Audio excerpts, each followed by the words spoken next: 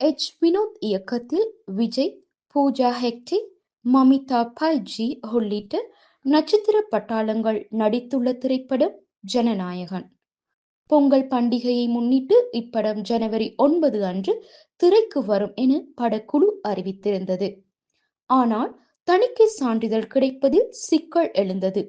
இதை அடுத்து ஜனநாயகன் திரைப்படத்திற்கு தணிக்கை சான்றிதழை விரைவில் வழங்க உத்தரவிடக் கோரி சென்னை உயர்நீதிமன்றத்தில் தயாரிப்பு நிறுவனம் வழக்கு தொடுத்தது. அப்போது படத்திற்கு எதிராக தணிக்கை வாரியத்தை சேர்ந்த ஒருவர் புகார் அளித்திருப்பதாக தணிக்கை வாரியம் தெரிவித்தது. இதையடுத்து படத்திற்கு எதிராக தொடரப்பட்ட புகாரை தாக்கல் செய்ய மத்திய தணிக்கை வாரியத்திற்கு உயர் நீதிமன்றம் உத்தரவிட்டது. இந்நிலையில் இன்று வழக்கு விசாரணைக்கு வந்த ஜனநாயகத்தில் இருக்கும் பிரச்சனைகளை குறிப்பிட்டு சீலிடப்பட்ட கவரில் தணிக்கை வாரியம் தரப்பு தாக்கல் செய்தது. இதை அடுத்து இரு தரப்பு வாதங்களையும் நீதிபதி டி ஆஷா கேட்டறிந்த நிலையில் இன்று காலை 10:30 மணிக்கு தீர்ப்பளித்தார்.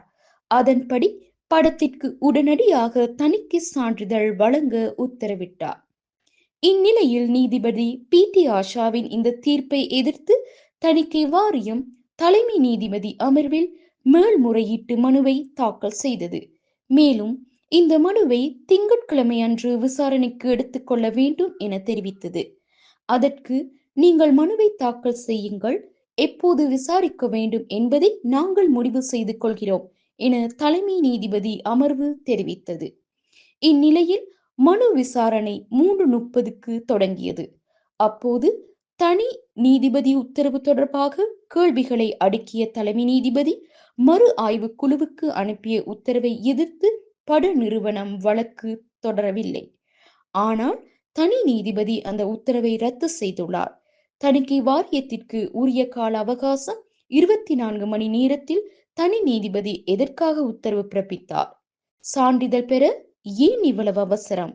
சான்றிதழ் பெற இன்னும் கொஞ்ச நாள் காத்திருக்கலாம் என கூறி யுஏ சான்றிதழ் வழங்க உத்தரவிடக் கோரிய தனி நீதிபதியின் உத்தரவுக்கு தடை விதித்து விசாரணையை ஜனவரி 21ற்கு ஒத்திவைத்து உத்தரவிட்டார்.